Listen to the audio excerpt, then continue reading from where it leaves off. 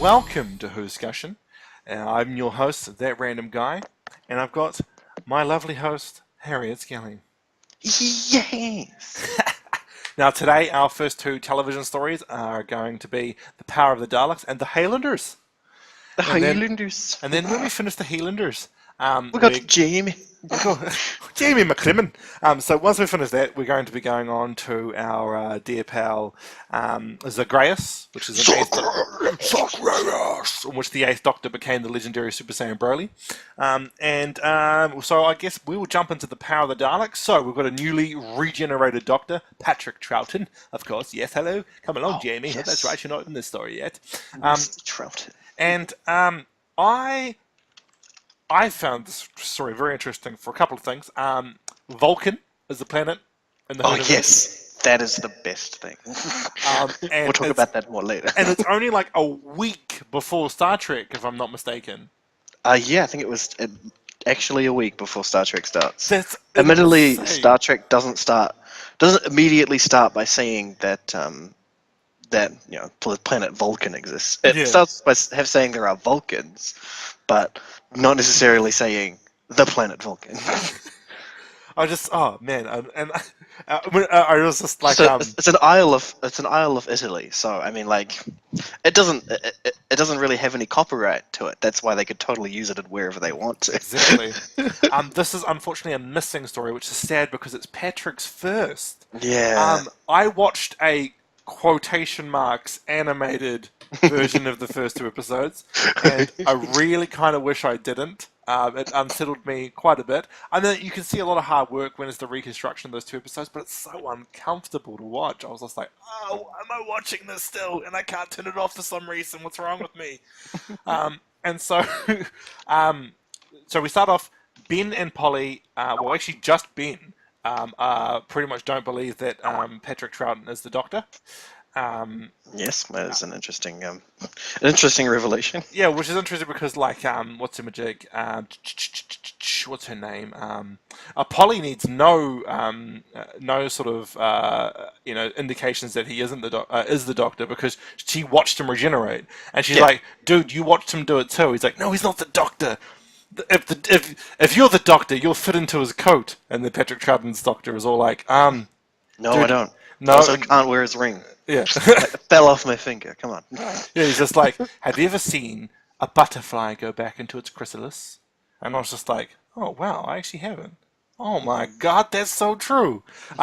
We don't know, the word regeneration isn't used. They use the word renewal, which is interesting, because good old the Time Lords weren't a thing just yet. We had to wait a couple of seasons until they rear their ugly heads. It's also interesting that they say renewal when he's not like fantastically younger than the Doctor. Yeah, exactly. Yeah. He's just like, it's like almost like shedding skin like a snake. But a very shiny skin. And he says that without the TARDIS, I wouldn't have survived, which is interesting because a couple of Doctors have died away from the TARDIS. Yeah, but I guess later on they imply that the fact that the TARDIS has a link to the Doctor and powers a regeneration cycle for him as well. Yeah, they touch on that a bit in the Two Doctors when the Sixth Doctor was all like, "Oh, we can regenerate because of the Rassilon and Prompture, which also connects us to time travel." Yeah, and I'm just like, "Oh, I see what you're doing. You're fixing the first two Doctors' regenerations, aren't you?" And so we're off to a start where a person is killed by an off-screen figure. And the Doctor is accidentally assumed his identity. And I love how, I can't think of another word for this. And I really wish I could. I wish I was some sort of amazing poet. But the only thing I can use to describe the second Doctor is buzzy. He just buzzes me out the whole time. He's just so bizarre, but he's actually in control the whole time. He's like pretending he's an idiot straight from the top. He's wearing that insanely weird hat. What's with that hat? It's the same sort of I guess it's where all the other Doctors get their weird outfits from. That they are totally focusing on the fact that the second Doctor just went crazy. He was just like, you know what? I'm just going to be crazy, and people are not going to know what to do. Exactly. Oh man, and I I absolutely love the fact that like he doesn't correct anybody. They're just like, "Oh, you must be the guy who's here to do the thing." And he's like, "Yep, He's like, yeah, sure. yep, that's exactly who Like I am." they're just totally just utterly assuming of him. Like he, I guess that's really what the second Doctor was all about. Is that people always just assumed things about him, and he just never even tried to correct them, which Yeah, is completely contrasted to the way that the first Doctor played it, where he was just wanting to be right and wanting people to be correct all the time. yeah. He's just like, But "Hey." the second Doctor just doesn't give doesn't give anything. The second Doctor is just strikingly different to the first, not only in appearance, but in just the way he just approaches everything. His mannerisms, everything's completely different, and they're completely setting up what would come in the future with regeneration. He retains the memories, but he's so weird. Yeah. And the thing is that what I like is Patrick Troughton is the one who set up the regeneration sort of like strange state, because not everyone gets amnesia, but they always have like a really strange moment when they regenerate. Yeah, yeah. And for him, it's all like he isn't coherent. It's I don't know. It's so sort of surreal. He doesn't say like anything back to Ben. He doesn't really sort of pay any heed that they're there, and then he just leaves the TARDIS, and they're all like, "What the hell's going on here?" And Yeah, then the strangeness is a really interesting part of the way he starts off. Is yeah, and he's just it subsides throughout the episode. yeah, yeah, And it's so Patrick Troughton sets up everything, and the thing is, BBC would have had some big balls to do this they because really do. you're replacing the main actor, and but you need the audience to believe he's still the Doctor, Yeah, and to be honest. I don't see how the audience believed that in the 60s because he's so insanely different. But they just accepted it. And to be honest, I think if Doctor Who had never existed and you brought that show up now, I couldn't see the internet handling that as well as 60s Britain did. no, I think they actually would. I Well, look at it honestly, this way: when Johnny Storm was a black guy in the new Fantastic Four. yeah, but that's a little different. Like he didn't like we didn't see the transition of being Captain America and then being a black guy. We didn't see that transition. We only saw we saw two different canonical movies.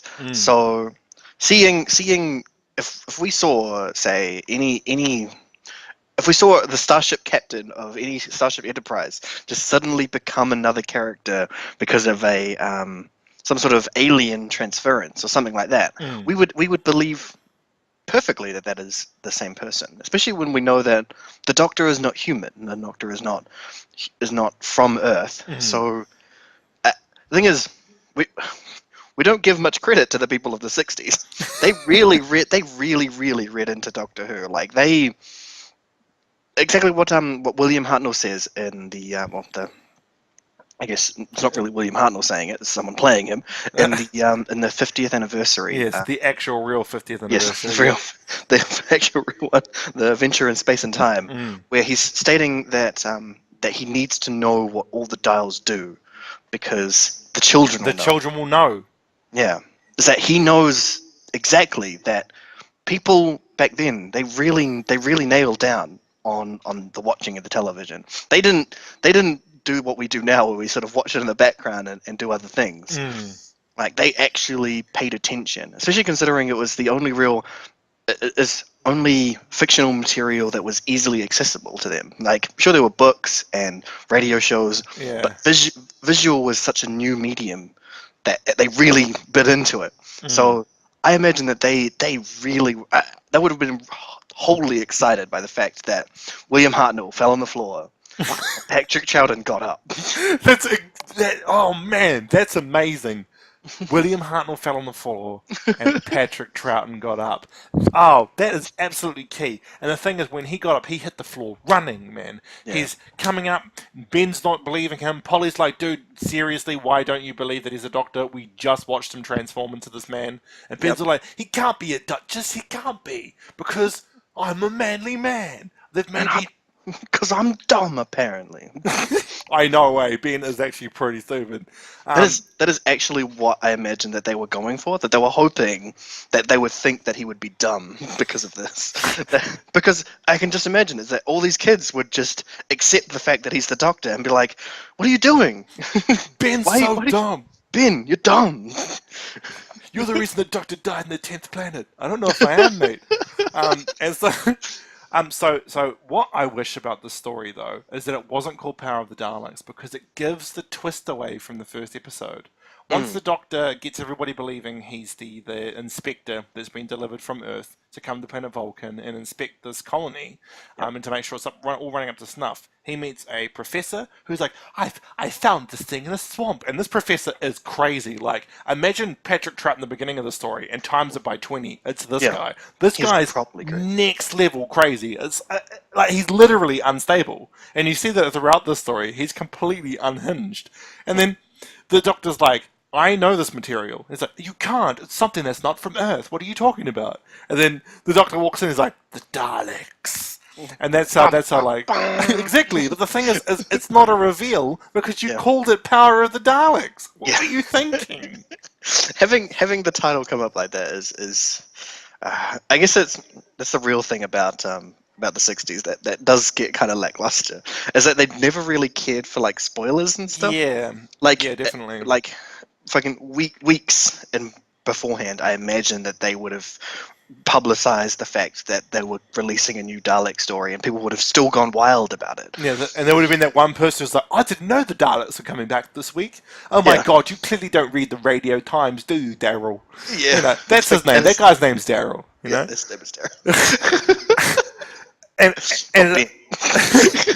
and it's I just found it so sort of saddening. But what's amazing is this guy, the Doctor's like, hey, look, I'm an official from Earth, which he isn't, and he's like, I know who the Daleks are. So this story has to take place before the invasion of Earth. Correct. Though, however, in 2009, the Daleks invaded. Yes. So Russell T Davies. Russell T Davies. Well, the thing is the cracks in time fix that. Oh, so. That's right. I forgot. The cracks in time fixed Russell T Davies. Thank you, Stephen Moffat. Oh, the 9th and 10th Doctor? Yep. They're not canon anymore. Sorry? They're canon, but they're everything that they did is not canon. Yeah, I love that, eh? How everything 9 and 10 did is not canon because it screws up classic Who. Yeah. Do you know what? As much as I crap on Stephen, he is nowhere near as bad as Davies was when it comes to screwing up Doctor Who's timeline. But anyway, so we've got these people. They're before the invasion of Earth. They're living on planet Vulcan. And the Doctor says, these things are bad. And the guy goes, oh, nah, I don't think they're bad. And then he just leaves it at that. And the Doctor's like, dude, these things aren't going to listen to you. And then he brings it to life with static electricity, which means that these Daleks are before the invasion of Earth as well, in their own timeline. Because they still rely on static electricity flaws, which, to be honest, Davros, you suck. What did you do that for? What were you even thinking? I'm going to make the ultimate life form, who rely on static electricity flaws, by the way. And people are going to call me the dolls. It's okay. They're going to fly later. Yeah, they're going to fly later on. We'll fix that. We'll fix that in patching. yeah, exactly. Yeah. New software patch updated. Davros Protocol 7. Flight mode activated. Yeah. running away from us now, 7th Doctor. No. But so they don't listen to him for whatever reason, and this dude finds intelligent life form that has a gun for an arm, and he's like, "Oh, I'll just take the gun out. They must be nice things." I'm just like, dude, it literally walks around with a gun for a hand. How do you think they're a nice thing? It only has one. It has two arms. One of them is a plunger, and the other one is a gun. Yeah. What do you think it does? Cleans toilets and kills people. Come on. Exactly. I am your servant. So the I am your servant part, when the Dalek gets brought back to life, yes. I lost my cool when I saw that, because Mark Gatiss, Victory of the Daleks, wasn't even trying. Yeah, not even close. Not at all. All he did was take Power of the Daleks and say, oh, they're in World War II now. Yep. It's got the same setup. The Doctor turns up, who's trusted by the government. Yep. And he's all like, "Oh, these things are evil." And the guy's like, "Oh, no, they're not evil because I just said they're not evil." And the government's like, "Oh, they're not." Because I'm a scientist, and they're not evil. And the doctor's all like, "Why did you call me here if you're not going to even listen to me?" Mm-hmm. And then they say, "I am your servant." Yep. And I was like, "Oh my actual goodness!" And then these Daleks that are saying, "I am your servant," build a new race of Daleks. Yes. That exact same thing happens in Victory of the Daleks. I was just like, Mark Gatiss, what the hell? Well, What in the hell? The Victory, the power of the Daleks. Yes. It's literally what happened. That is exactly it. He was just like, "Oh look, I'm going to make it World War II instead of an alien planet and call it Victory instead of Power." I couldn't believe it. And it's funny because a lot of people are like, "Oh, Big Finish can't be canon because it means the same stuff happens to the Doctor a couple of times." I was like, "Victory and Power, bro." Yeah, Victory and Power. Both on-screen canon. Just throwing that out there. Yeah. And they're the exact same story. I couldn't believe it. And like, the only thing that like is a saving grace for Victory of the Daleks is that fan backlash happened. And, I'm wondering if some of that backlash was because he literally carbon copied Power of the Daleks. Yeah, he did. And I was just like, wow. And so Patrick Troughton does what Patrick Troughton does, and he manages to cause a human rebellion to rebel against itself and then rebel against the Daleks. Yep. And then he overcharges the Daleks and destroys them. Yes, he does. And he's like, "Oh, hey, by the way, I'm actually secretly way more violent than the First Doctor. Just so you know." I will destroy worlds. And then Ben and Polly are like, "This guy must be the Doctor because he violently destroyed all the Daleks." He violently killed Daleks. He must be the Doctor. And what's amazing is that, like, the second Doctor in his first story walks away from a literal war zone littered with dead bodies. Yeah. And then literally just, like, massacred a bunch of Daleks. And he let humans fight each other. Yep. Just so he could save his companions. I'm like, And he's also, I'm also treating them a lesson by saying, if you don't listen to me, Daleks kill you. Yeah. And that's just who I am. By the way, I'm the second Doctor, and I don't even give you a first chance. Yep. And so, that's holy crap. That's it. That's it. This is the start of the beginning stories for the original Doctors. Yeah. Is that you get to see every side of them at this point, and that is the point of the first episode of each Doctor. Is that you're supposed to see every side of them at their maximum extremes.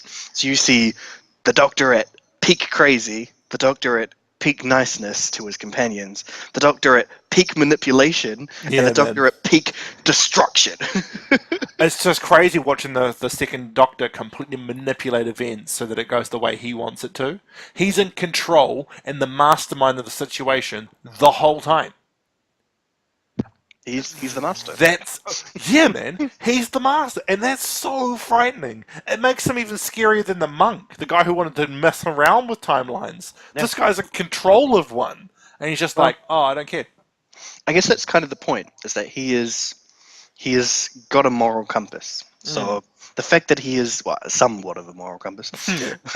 The point that really seals it in for the Doctor is that he's never really at this point a hero, really. I mean, even then, the first Doctor was barely a hero a lot of the time. Yeah. He sort of just waltzed around just doing things. And that's the thing, is that people like to think that the Doctor is like some superhero. He's not. He's more like an anti-hero. Yeah, definitely. Especially his first three incarnations, man. Yeah, like they do things because they think it's the right thing to do at the time. And a lot of the time it's not because they really care about stuff. It's because they want to. I mean, sure, they care about their companions, but I mean, it's just if it's sort of like caring about someone who you work with every day. Yeah. Like if you had to choose between saving the life of someone you had never met before and saving someone you work with, you'd probably save the person you work with. That's kind of how the Doctor works. Exactly. And with this, the Doctor walks away from his war zone, hops into the TARDIS, disappears, and ends up in the Battle of Culloden, right at the end of it, where the Highlanders have had their pretty much final and big defeat. Yes. And we start off, the Doctor gets caught up in some Highlanders trying to escape.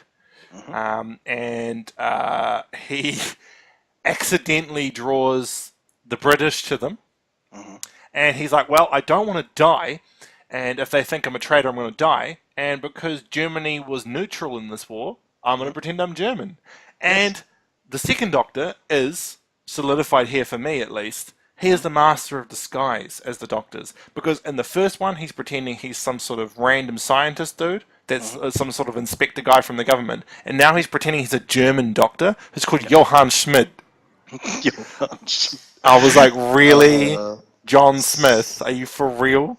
That's where it begins. That Yeah. is where it absolutely begins. This is where it actually begins, because the first Doctor's run, you only had John Smith once, and that's John Smith and the Carpenters, Yeah, which was a band. I don't even know if they were real. I think they just made it for the show. probably. Ding, ding, ding, ding, ding, ding, ding, ding. Yeah, 60s music. And so, so he's here. He's pretending he's Johann Schmidt, and he's a German doctor. And these guys don't give a crap about neutrality in this war. They're like, oh, we're gonna kill you anyway. He's like, but I'm German. You can't do this. This is illegal. And they're like, oh, we don't really care. And what I like about this story is, it's the last historical, so it's got a little bit of poignancy to it. Yeah. So you first. It is. I guess it is the last historical that doesn't have aliens in it. Yeah, definitely. It's the last pure historical. Yeah. And then so B, it's shows the darkness of England, actually, which I thought was really brave for a show in the '60s made in England. Yeah. Because it shows them as brutal guys in this war. I'm like, whoa, what? How did you get away with this, man? Well, I mean, like later on in the '60s, especially when they're drawing closer to the '70s, they started being very sympathetic to Scotland, and Ireland. So, I imagine that's kind of it. They were like, what do people really enjoy at the moment? Scotland and Ireland. Let's paint them in a really bright white light against England. Yeah. But I like that that it shows the corruption. It also shows that England actually had a white slave trade. They did. Which is something that I only recently was made aware of through one of my friends whose family were actually white slaves back in the day. So his great grandfather was a white slave, and I was just like, well, I didn't even know that was a thing. Yep. And they were treated really badly. And I looked into this, and they were cheaper than black slaves. Yes, because they were well, I guess they were seen as less strong, I guess. Yeah. But of course, especially when it comes to Scotland and Ireland and England, even the Romans had white slaves that came from the colonies, Gauls, English people, the people from the British Isles, I guess. Just a range of different things. Mainly, it was just prisoners of war got turned into slaves. So. It was something that which made me feel actually quite guilty, to be honest, as a person, to know that I hadn't known until a few months ago that there was a slave trade of white people at the exact same time the Dutch were selling black people off, and I was just like, wow, this is insane. Yep. Everybody was selling people to other people. What the hell? And this isn't even that long ago, man. The human race had a very terrible past, and that is what the Doctor finds a lot. Yeah, and I think that for me, the Highlanders is the one where they really hit it home. It's basically 4 episodes of the Doctor just seeing the darkest depths of humanity. Yeah, I wouldn't disagree with that. That lawyer guy who's basically doing it behind the government's back. He's like, hey, I'm going to sell white slaves, but I want to get like the lion's share of the sales. Yep. And basically pay no tax. Yep. Wow, man. And I was just like, man, they're doing something that's horrible illegally. Like, what? that I just man, and I was just going through this, and I was just like, I was sort of ashamed, eh? Like, you know, Well, I like mean, if you're gonna be depraved, you gotta be all depraved. Come yeah, on. exactly. And I love how the doctor he using his disguises and because he's going around telling people he's a doctor and he's a German doctor. There's people who are believing the stuff that he's saying, and Yep. one of them is the accountant who's like a mini lawyer or whatever you call it. Hmm. Oh, the assistant, the main lawyer, Yeah, yeah. and and the doctor's like, "Oh, I see you've got a headache. Oh, I don't have headaches, sir." Gives him one. He's just like, "Oh, yes, I have a headache, sir. I'm gonna have to sleep." And then the doctor, like, he does so many disguises in the story. He Yeah. becomes an old woman to get out of the prison ship. Yep. He becomes a soldier to get to the prison ship to arm the prisoners. He Hmm. manages to. You don't even see it, and he never explains how, but he robs the entire English armory and Yep. gives it to the Highlanders. Yes. I'm just like, surely that's breaking some rules of time here, Doctor. And he completely arms them and Yep. basically makes them like revolt, and which is interesting because the Highlanders have already lost the war.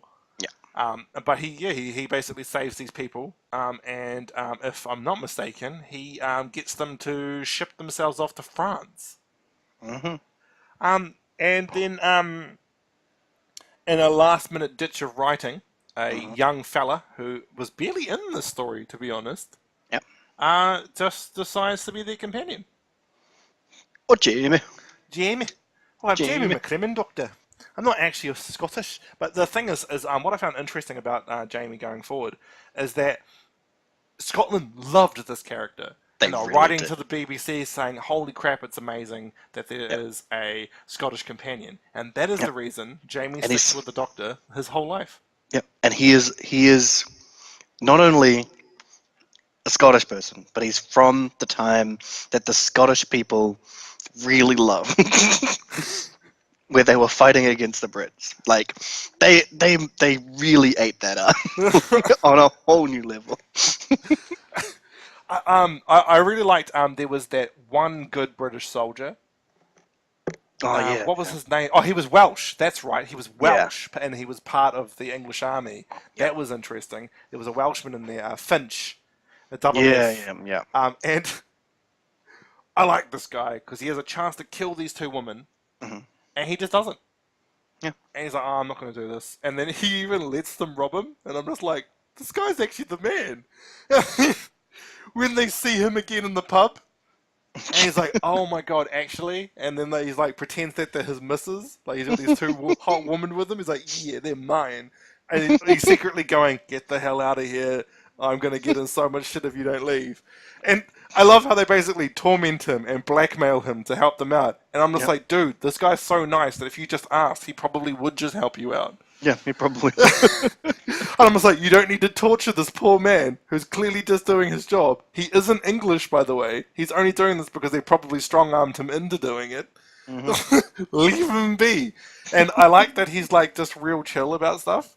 Yeah. And I found out something by watching the behind-the-scenes stuff that the Hmm. guy who played him actually married the woman who was playing the Scottish lady that was abusing him in the story.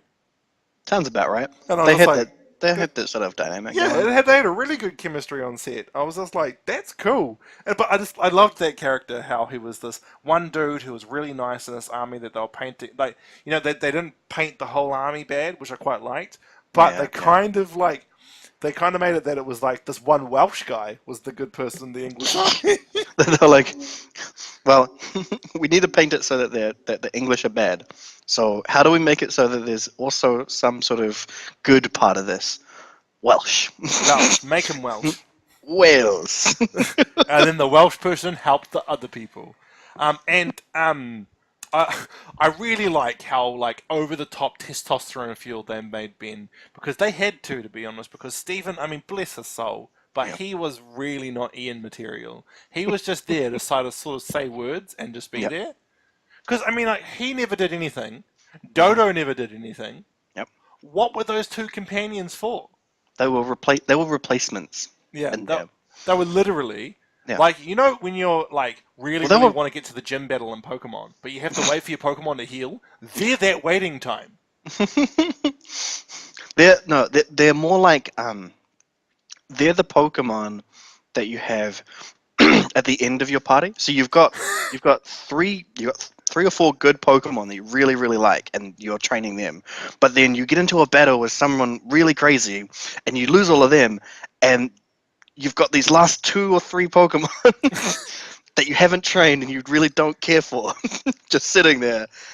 But they still managed to beat the bad guy because you killed them mostly off. That's sort of what they were like. You know what? I'm taking that. That's like the first time I fought Sabrina. So I'll take that. Yes, I definitely know that feeling. Steven and Dodo are the last 2 Pokemon that aren't trained properly. Yes. So now that we have 2 properly evolved Pokemon on the TARDIS party, and then we've got a third one that's in there. He's newly caught as a legendary though. Yes, he is. Yes, he is. The Scottish legendary. And the Doctor has created a way for these Highlanders to go live in France so that they don't pretty much fuck up history, basically, by being the surviving Highlanders that were supposed to have died. Yes. Jamie was a piper, so you never see him play them. No. But he was a piper, which I'm guessing were sort of like the drummer boys in the British Army? I guess so. People who boost morale. I've never understood how music in a battlefield boosts morale. Though in thinking that, when I play hack and slash video games and I'm struggling, I listen to music.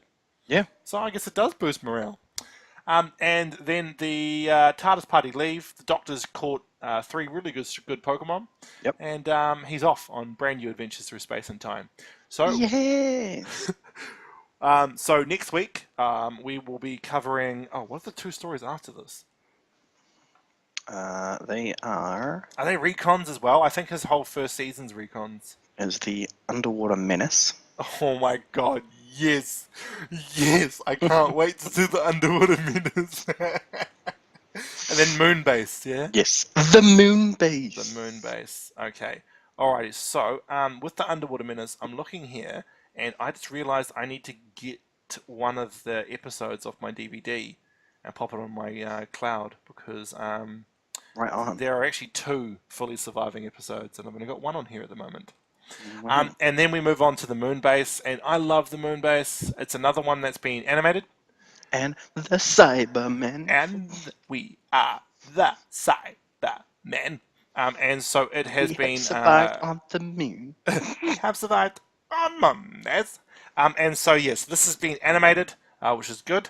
And I'm looking forward to going into these stories. And then we're going to be finishing the second half now of our, or rather starting, of this episode of Whoscussion, where we jump forward a few incarnations here and there, and we start off our adventures with Zagreus, the anti-time mouse. I am Zagreus, the legendary Super Saiyan. Alrighty. Okay, cool. Well, I'll catch you all on that side, and along with Harry. Catch you on Side B. Side B. Please flip the tape to listen to Side B now.